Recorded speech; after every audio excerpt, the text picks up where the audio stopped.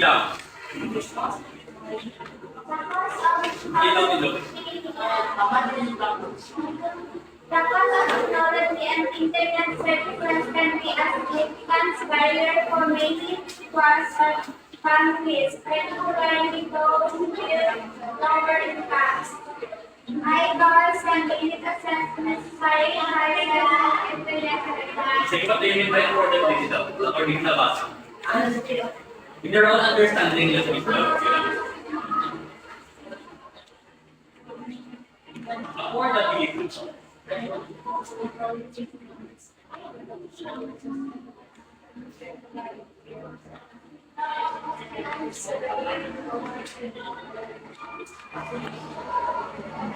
So, the cost of technology and internet can be significant barrier. So, what do you mean by significant barrier?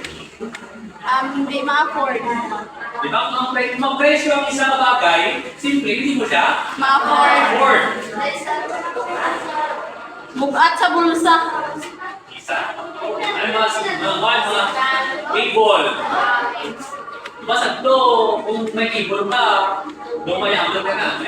Different channels sa iyong mga pan.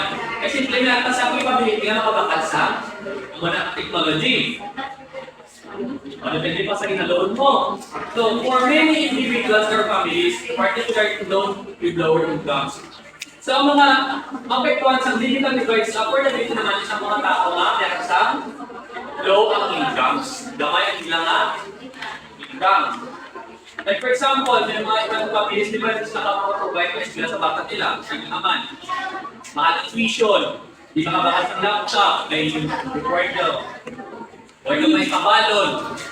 Ano nila afford sa mga lower incomes? So, may naman sa technology naman or sa atong na high cost and limit access to necessary device internet connectivity. So, may cellphone ka din man, provide ka sa loan. Hindi ma-afford. Hindi ma-afford ang internet. Games lang, hindi pwede ka access information. May internet ka rin gagani, wala ka man sa cellphone Japon. O, ay Japon ko loan. Hindi ma-afford mo baka cellphone pero may internet ka. Tama na siya. Balik ka internet para mga cellphone. Ano ba na?